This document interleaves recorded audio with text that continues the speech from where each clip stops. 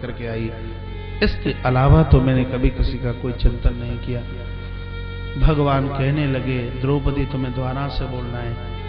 यदि 5 पति और षष्ठम ये कर्ण पांडवों का भाई है, इनके अलावा यदि मस्तिष्क में कोई न आया हो तो धर्मराज के हाथ में वृक्ष पहले की तरह और फल में रस की प्राप्ति हो जाए।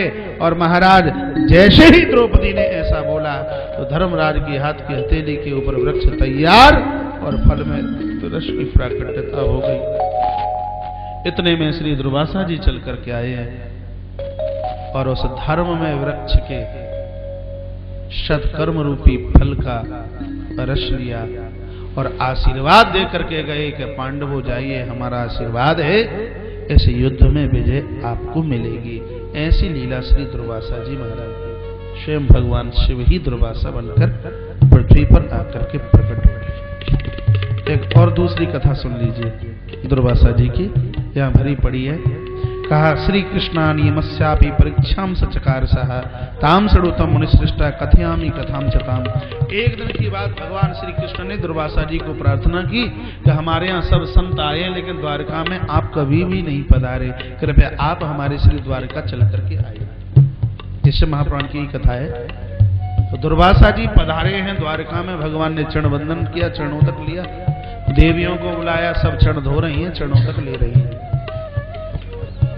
तत्पश्चात भगवान श्री कृष्ण बोले दुर्वासा जी को, गुरुजी आपके साथ हम तीर्थवास करने के लिए जाना चाहते हैं, आप हमें अपने साथ लेकर के चलिए। संतों के साथ तीर्थ यात्रा के लिए जाइए, बड़ा अच्छा लगता है। मंदिरों में दर्शन करने के लिए जाइए, बड़ा अच्छा लगता है। दुर्वासा जी ने कहा, आप सब मेरे साथ में चलिए। तो भगवान श्री कृष्ण, इनकी रानियां पटरानियां और द्रौपदी भी साथ में थी और पहुंचे हैं। प्रभु प्रेमी जनों, निवेदन किया जाता है कि यमुना में स्नान किया है। पहले सब लोगों ने यमुना में स्नान किया। जल का प्रभाव बहुत भारी था और जैसे ही श्री दुर्वासा जी ने जल में डुबकी लगाई तो इतने में दुर्वासा जी की कोपीन यानी लंगोटी खुल करके पानी के अंदर बह गई। यहाँ लिखा है, लज्जावश साधु ने अपनी आंखों को बंद कर लिया और देवियां मुंह मोड़ करके खड़ी हो गई। दृष्टि माता द्रौपदी की पड़ी, आंखें भर आई और निर्वस्त्र जब श्री दुर्वासा जी को माता द्रौपदी ने देखा, अपनी कीमती साड़ी को फाड़ दिया और जल की धारा में बहा दिया। कहा, गुरुजी गुरुजी, वस्त्र मैंने भेजा है, आप अपनी लज्जा को ढक लीजिए। वस्त्र को प्राप्त किया श्री दुर्वासा जी ने। प्रभु प्रेमी जनों, अपनी लाज को ढका और उसके तत्पश्चात श्री दुर्वासा जी की आंखें भर आई। श्री दुर्वासा जी रो पड़े। कहा, बेटी द्रौपदी, आज इस यमुना के ठीक बीचों बीच आज मेरी लाज को ढकने के लिए तूने किंचित मात्र वस्त्र मुझे दिया है। मैं तेरा इतना रेडी हो गया, जब तेरी लाज के ऊपर कोई आंच आएगी तो जा, मेरा वरदान है कि स्वयं भगवान द्वारकाधीश वस्त्र अवतार के रूप में प्रकट हो जाएंगे, वस्त्र अवतार ही धारण करते। और जब दुशासन की भरी सभा में माता द्रौपदी के वस्त्र का हरण हो रहा था तो पता नहीं लग रहा था कि नारी बीच साड़ी है कि साड़ी बीच नारी है, नारी ही की साड़ी है कि साड़ी ही की नारी है। बसन रूप भैसे स्वयं भगवान ही वस्त्रावतार के रूप में आकर के प्रकट हो गए। भगवान श्री कृष्ण को वस्त्र रूप धारण करना पड़ा। आशीर्वाद श्री दुर्वासा जी का था।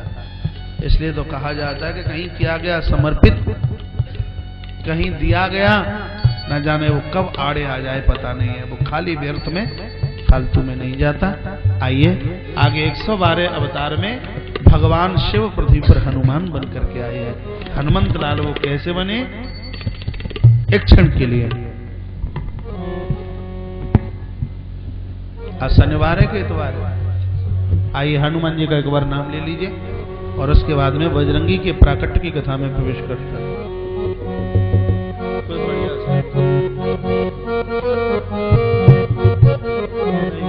हेलो,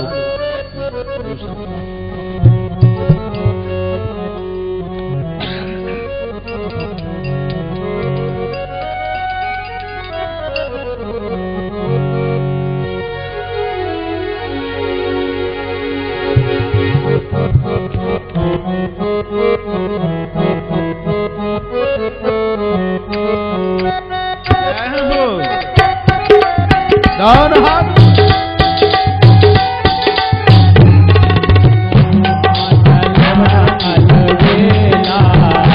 मेरा बजरंग खेला चला अलबेला, मेरा बजरंग खेला, बजरंग अकेला, मेरा बजरंग अकेला, बजरंग अकेला, मेरा बजरंग अकेला, चला अलबेला, मेरा बजरंग अकेला, चला अलबेला, मेरा बजरंग अकेला।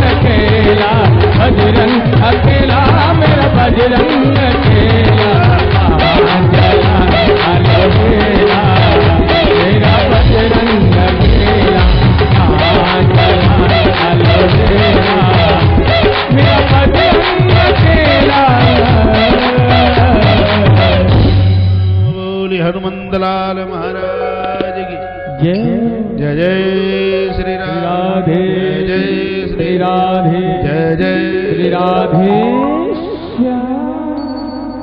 संतों ने कई प्रकार से हनुमंत लाल जी के प्राकट्य की कथा का वर्णन किया। आनंद रामायण में कथा आदि है, शिव महापुराण की तो सुनानी ही है। आनंद रामायण में कथा आदि है कि जब महाराज दशरथ के कोई संतान नहीं हुई तो एक बहुत बड़ा यज्ञ किया गया।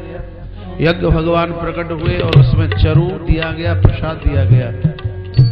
गुरुदेव वशिष्ठ जी महाराज ने वो प्रसाद महाराज के हाथ में दिया और कहा रानियों को बांट करके दे देना। महाराज घर पर आए, प्रसाद का वितरण किया। माता सुमित्रा को भी प्रसाद मिला। सुमित्रा विचार कर रही है कि प्रसाद पाऊंगी, खाऊंगी, बड़ी सुंदर सी संतान का जन्म होगा। बस विचार कर रही थी, इतने में एक कुकर पक्षी आया। कुकर पक्षी अपनी भाषा में सफेद चील। सफेद चील आई और उसने उस प्रसाद पर झपट्टा मारा और लेकर के वो चील चली किष्किंधा पर्वत की पहाड़ियों पर। एक वृक्ष के ऊपर वो चील बैठी। नीचे माता अंजनी समाधिस्थ थी, प्रभु के भजन में थी। और इधर मैया को जमाई आई, मुंह खुला, और उधर पवन के झंकोरे के द्वारा चील के मुंह से चरु गिरा प्रसाद, और सब वही माता अंजनी के मुंह में प्रविष्टित हो गया। समय आने पर उसी प्रसाद के प्रभाव से माता अंजनी ने अपने उदर से एक वीर बालक को प्रकट किया। उसी को हमने और आपने महाराज श्री हनुमान जी महाराज के रूप में उनको स्वीकार किया। इसलिए बजरंगी तो राम जी के ज्येष्ठ भाई भी लगते हैं। सुंदरकांड में एक चौपाई में बात क्लियर होती है, सिद्ध होती है। तर पल्लव में रहे हूं लुकाई। जब रावण प्रहार करने के लिए तैयार हो रहा था ना जानकी के ऊपर, तो एक एक क्षण कल्प के समान बजरंगी के लिए बीते। तो मन ही मन बात कर रहे हैं, तर पल्लव में रहा लुकाई, करहूं विचार करहूं का भाई। बहुत बड़ा दुख जानकी के ऊपर है, मां के ऊपर। करहूं विचार करहूं का भाई। किसको भाई बोल रहे हैं? राम जी को। राम जी को पूछ रहे हैं कि इस समय में क्या करूं। संत कभी प्रश्न करते हैं कि हनुमान राम जी के भाई कैसे लगते हैं। तो जिस यज्ञ के प्रसाद से प्रभु राम की प्राकटता हुई और उसी प्रसाद के द्वारा पृथ्वी पर माता अंजनी के उदर से वीर बजरंगी श्री हनुमंत लाल जी महाराज प्रकट हुए। पवन के झंकोरे से वो प्रसाद माता अंजनी के उदर में गया। प्रसाद को पवन के हवा ने यानी बयार ने छुआ, इसलिए इनको पवन पुत्र भी कहा गया। प्रभु प्रेमीजनों, इनके पिताजी का नाम था केसरी। केसरी नाम का बंदर, अंजनी का जिसके साथ विवाह हुआ, अहिल्या की बेटी थी ये क्या नाम है, अहिल्या की बेटी थी अंजनी। अंजनी का विवाह बड़ी लंबी कथा है। जब हनुमान जयंती पर कथा करते हैं, हनुमान जी के ऊपर बोलते हैं, बहुत लंबा प्रसंग चलता है। तो केसरी के साथ में विवाह हुआ और केसरी ने भगवान शिव की साधना की है। तब किया, भगवान भोलेनाथ प्रकट हुए और केसरी नाम के बंदर को कहा वरदान मांगिए। तो इस केसरी नाम के बंदर ने कहा आप जैसा पुत्र हमें चाहिए। भोलेनाथ ने कहा कि हम जैसा और तो कोई है नहीं, तो हम ही खुद तुम्हारे घर आकर के प्रकट होंगे।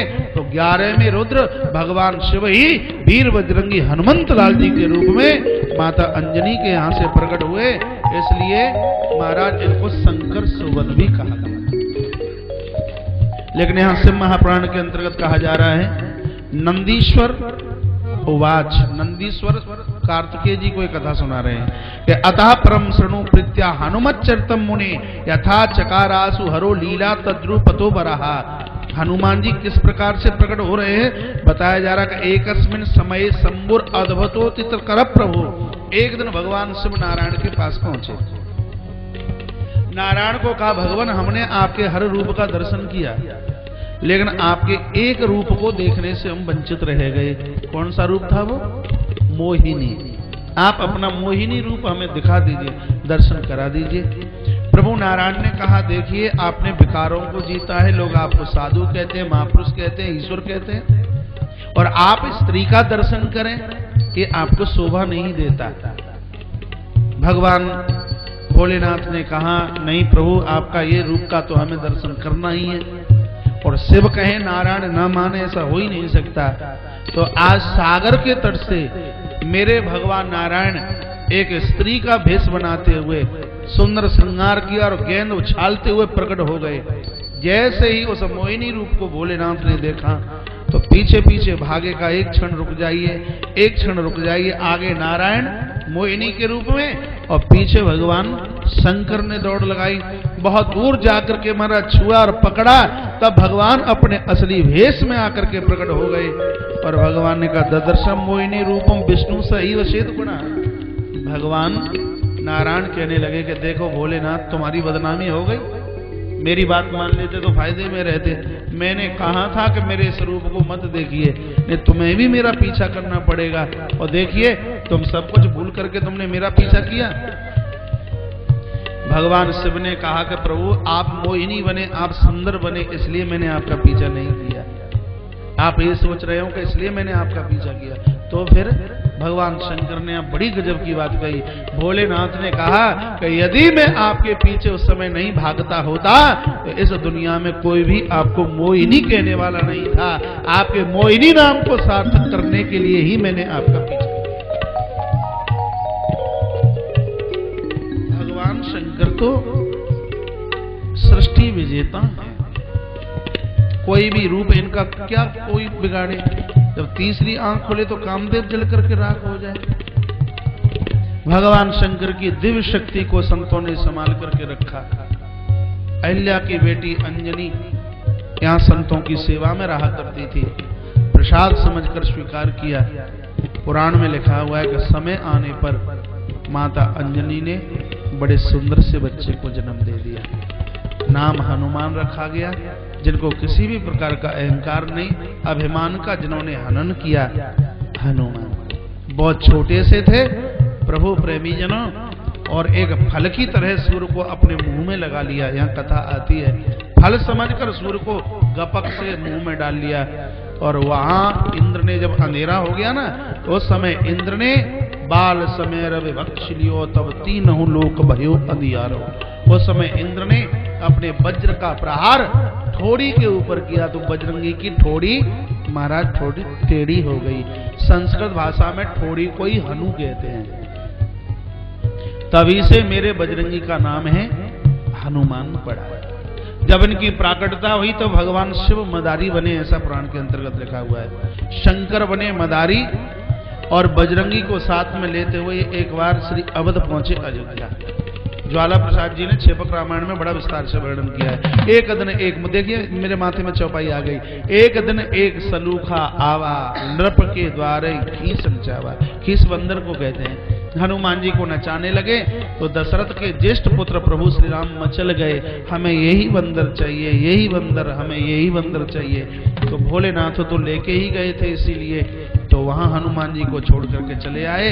और उधर विश्वामित्र जी महाराज ने राम को लिया, वो दंडकारण्य वन में यज्ञ की रक्षा के लिए चले गए। तब से वीर बजरंगी हनुमान जी किष्किंधा पर्वत पर सुग्रीव जी के मुख्य सचिव आकर के बने, ये यहाँ आकर के रहने लगे। और जब वनवास हुआ तो प्रभु श्री राम की मुलाकात माता सबरी की कृपा के तत्पश्चात में श्री हनुमंत लाल जी से भेंट हुई है। राम कथा में आपने विस्तार से सुना है। और इस हनुमान जी के चरित्र को सुनकर के तो ऐसा लगता है कि आज तो हम शिव महापुराण में राम कथा भी पूरी की पूरी सुन के आ गया, ऐसा लगता है। वीर बजरंगी श्री हनुमंत लाल जी के ऊपर तो जितना बोला जाए उतना कम है। मुझे लगता है कि रघुवंश का ऐसा एक भी कोई पात्र नहीं है जो हनुमान जी का कर्जदार नहीं हो। ये सब हनुमान जी के कर्जदार है। चाहे आप जानकी का चरित्र उठाइए, चाहे लखन का, और चाहे भरत का, और चाहे स्वयं प्रभु श्री राम का उठाइए, इन तो सबकी जिंदगी ही हमारा रीढ़ की हड्डी ही वीर बजरंगी श्री हनुमान है। रघुवंश का काम हनुमान के बिना नहीं चला। माता जानकी कर्जदार हनुमान जी की है। माता ने तो लकड़ियां इकट्ठी कर रखी थी, सिर्फ आग मांग रही थी अशोक वृक्ष से।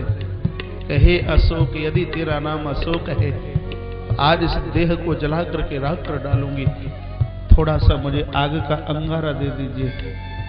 और मैया जब इतनी अधीर है और इतनी परेशान है प्रभु प्रेमी जनों, तब वीर बजरंगी हनुमंत लाल जी ने वो मुद्रा का डाली है जिसके लिए जानकी ने कहा, जीत को सके अजय रघुराई, माया से असरच नहीं जाई, राम नाम गुण वर नहीं लागा, सुनते ही सीता कर दुख भागा। जानकी ने रो रो करके कहा, जिसने ऐसी सुंदर प्रभु की कथा सुनाई वो वीर सामने आकर के प्रकट क्यों नहीं हो जाता। इतना कहा तो बजरंगी ठीक सामने आकर के प्रकट हो गए। जानकी को लगा कि यह शुभ बंदर कहां से आ गया, सब मुंह मोड़ करके बैठ गई। तब कहा, तात बात में मात जानकी सत्य शपथ।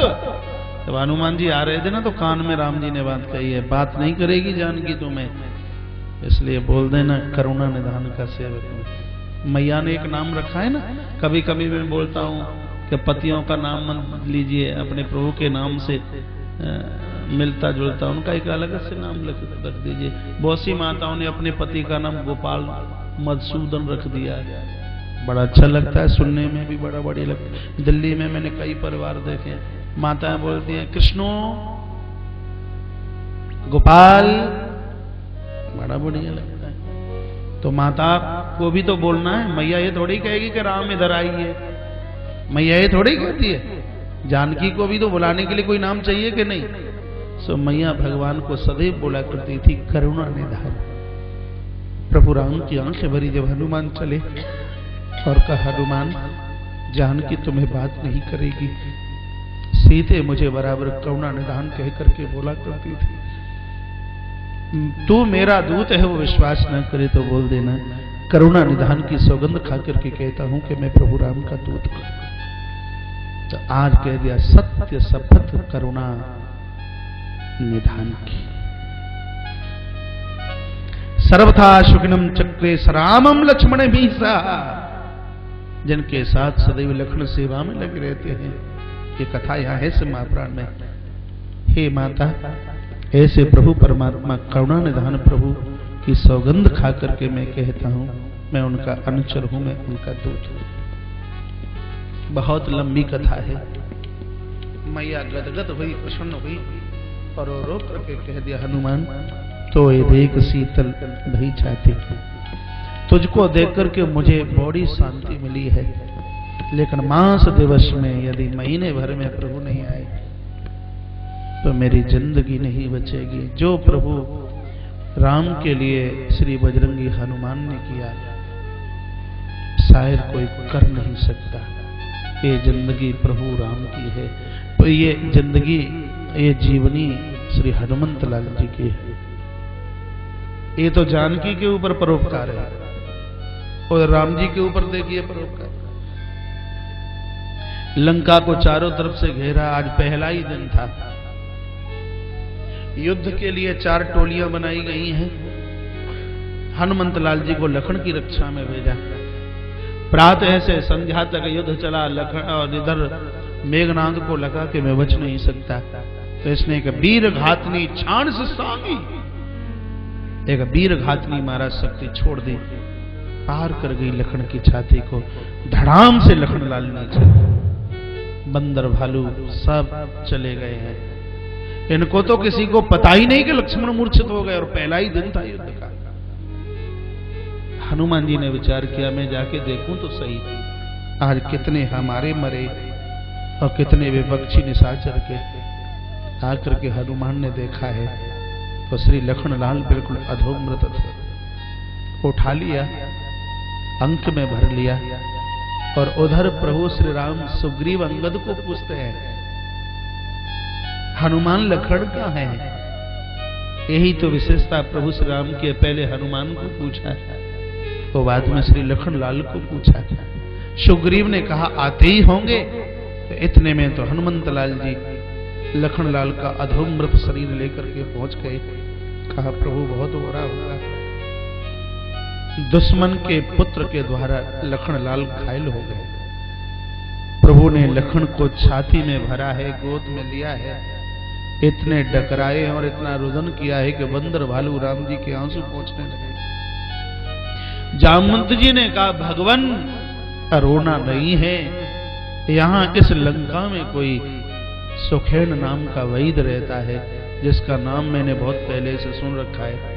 यदि कोई वैद्य सुखेन को लेकर के आए तो लखन के प्राण वापस आ जाएंगे। विभीषण ने समर्थन किया। कौन जा सकता है? कोई जाने के लिए तैयार नहीं। लंका में जाना तो मृत्यु के मुंह में प्रवेश करना है, कोई जाने को तैयार नहीं। हनुमान जी की तरफ देखा, हनुमान जी चले और महाराज रात में ही लंका में प्रवेश किया। सुखेन वेद के घर में घुस गए। अब विचार किया कि पता तो है नहीं कि डॉक्टर कौन है, डॉक्टरनी कौन सी है, हैं? कहीं डॉक्टर की जगह पर डॉक्टर के बेटे को न ले जाऊं। अब रजाई कम्बल उठा उठा करके देखूंगा तो हल्ला हो जाएगा, लोग कहेंगे कि चोर चोर चोर चोर चोर। क्या करें? तो विचार किया कि पूरे मकान सहित तो उखाड़ लीजिए। सो महाराज पूरा का पूरा मकान ही उखाड़ लिया, हाथ के ऊपर रख करके बजरंगी लेके आ रहे। और उखाड़ना भी ज्यादा जरूरी था, इसलिए क्योंकि डॉक्टर साहब को यदि इलाज ना करना हो तो बहाना भी तो बना सकते हैं कि जैसे इंजेक्शन की जरूरत थी उसको तो हम अस्पताल में ही छोड़ के आ गए। हनुमान जी ने सोचा कि पूरे हॉस्पिटल को ही लेकर के चलिए, फिर बहाना कहां से चलेगा। खिड़कियां खुली, कहा सुखेन ने कहां जा रहे हैं? शांत बैठिए, जहां जाना है वहीं जा रहे हैं। सुला करके महाराज उतार दिया मकान सहित। आंखें मीड़ते मीड़ते वेदराज बाहर निकल करके आए। राम जी रो पड़े, कही दैत्यराज अवैधराज हम तुम्हारे कर्जदार रहेंगे, कैसे भी मेरे भाई के प्राणों को कैसे भी बचा दीजिए, कैसे भी बचा लीजिए। सुखेन ने सोचा मालिक का खाया है धोखा दूंगा, नमक हरामी हो जाएगी। ऐसा उपाय बताए देता हूं जिसको ये कर ही नहीं पाएंगे। क्या उपाय बता दिया?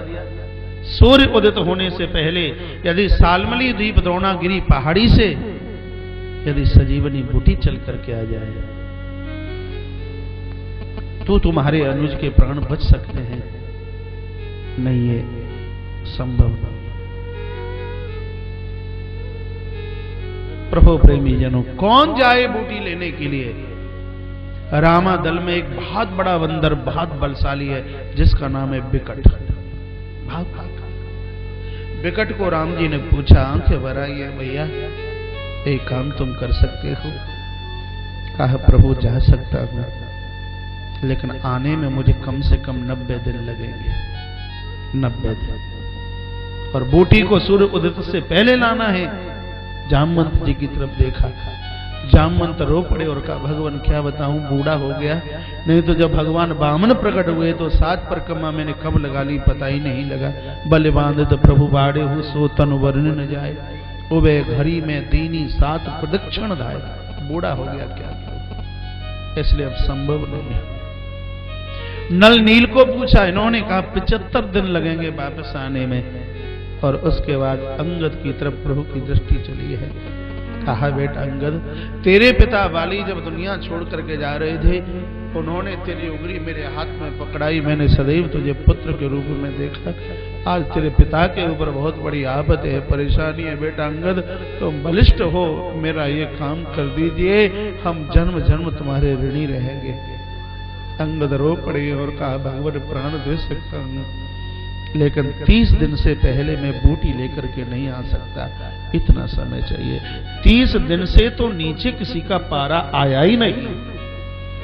तब प्रभु श्री राम की दृष्टि हनुमान जी के ऊपर पड़ी। जिसको कोई न करे उसको हनुमान करे। हनुमान के ऊपर दृष्टि राम जी की आंख भर आई। कहा बेटा हनुमान, क्या ये काम तुम नहीं कर सकते?